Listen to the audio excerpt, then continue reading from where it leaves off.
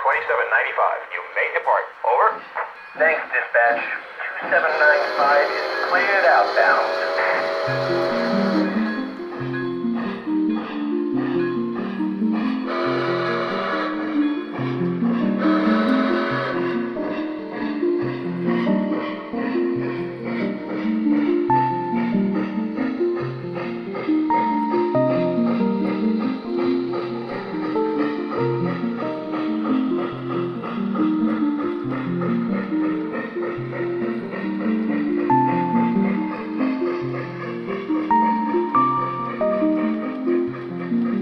I don't think it'll ever be finished, because a lot of the fun is imagining and thinking about that next scene, or how you can make it interesting, or just make it better in some way.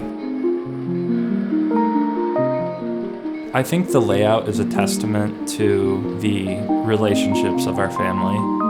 I think it shows like a combined effort onto a single focus. I think it's just kind of an anchor to draw us all together. It's not only the trains, but it's the experience of being together with our busy lives. It's the experience of spending time together with father, son, and grandson. Has just been wonderful.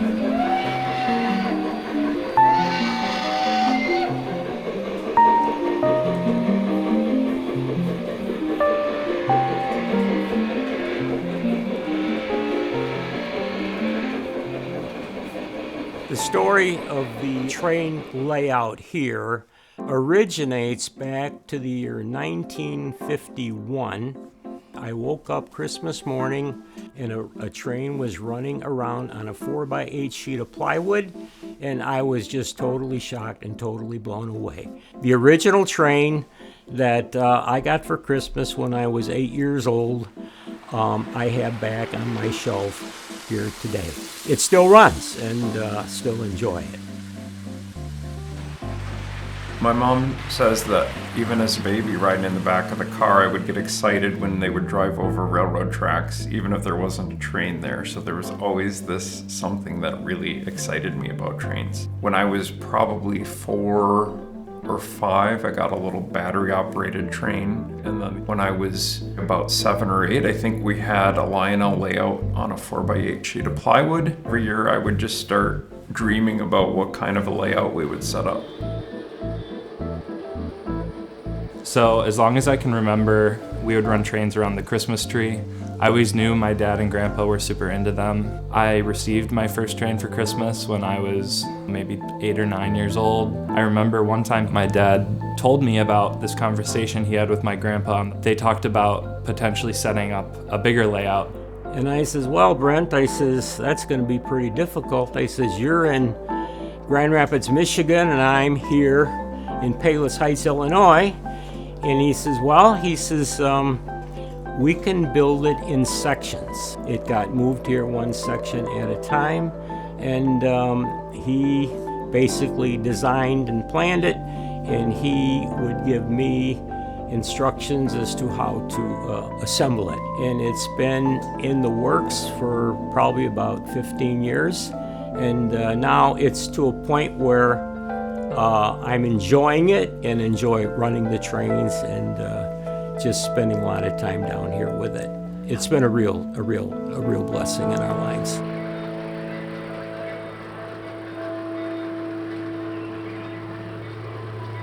If you look at the buildings closely, there's signage on the building. One of them is P. DeBoer and Sons Grocers. That was my grandfather's grocery store. There was Ebel's Hardware Store, which was a hardware store here in Palos Heights. There was a bakery that my mother-in-law worked 4 years ago in Englewood. So Brent designed it with different buildings that reflect our history as a family. Looking forward, we've created some vignettes and some scenes around each of Michelle and my 3 kids. We created a little vignette, a little scene called Evans Freight and Fuel, and it's a fun little scene. When you first walk into the room, you see it, and there's a guy working on a truck, and there's some guys playing cards in a train depot, and it tells a little bit of a story, and it's meant to, I think, make you smile a little bit much like Evan does. Kendall, her scene is Kendall Coal and Supply, so it's a scene around how coal would have been delivered in the day, where they would have dropped it out of the bottom of a train into what's called a tipple. Kendall's very design-minded, and I thought that was kind of fun. The one that I'm currently working on is case fabrication, and my son Case, he's very inventive. He's very creative in a way of building and making and understanding how things work. And so the scene around him is a boiler plant where they fabricate boilers or they scrap them out for metal, and there's all kinds of interesting tools lying around and spare junk, and it's a shared interest, and so it's a reason to get together. Now with my parents living in the suburbs of Chicago and our family living in Michigan, for years it was a great reason to say, let's take this weekend, let's head down and let's just work on the layout.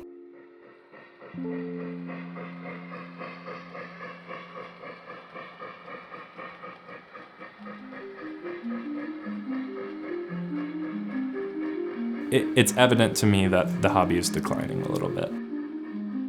I think it's a bit sad, yeah.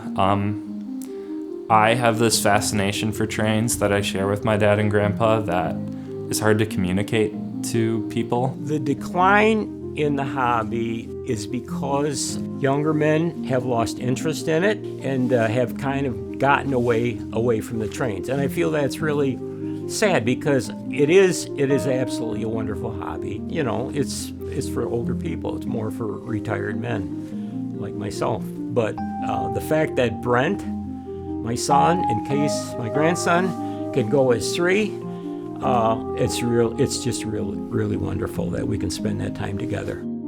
The era of the train as the toy to have, particularly for boys in the 50s and 60s, had passed. Demographics then also being what they are, that generation is dying off, and so trains are sort of left as a footnote in terms of toys these days. But there's still, I think, something fundamentally valuable and interesting about them. What I think is remarkable about model trains is they still have the wonder of this physical reality. All that animated motion of the drive rods and the switching gear and the valves and the smoke coming out and those big wheels turning. It's fascination with mechanics and electricity and the iconography of trains and history. It's seeing one operate on a track, hearing all the accompanying noises and the steam and the smell of the coal burning. It's a visual delight. I don't know who could see one go by and not pay attention to it. It's almost a bit of a marker of history too, because I look at family photos and my kids have grown up during that time. I have photos of our kids, Case and Kendall and Evan and I, going to the lumberyard and buying lumber together. I have photos of Case in college using his interest of photography and filming the layout. It's really great to see that shared interest span even our aging as people, as family members.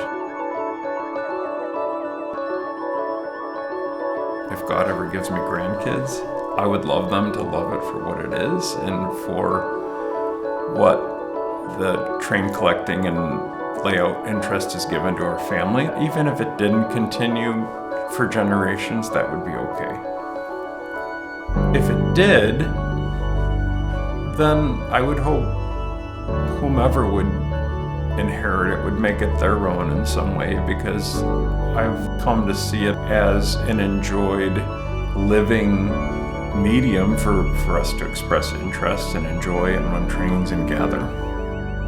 I would love to see this hobby continue through my grandson's Case and Evan, because of the time that was put into building it and designing it, and that is our hope that we can continue for the future generations. There will be a day when this layout can no longer be in this basement.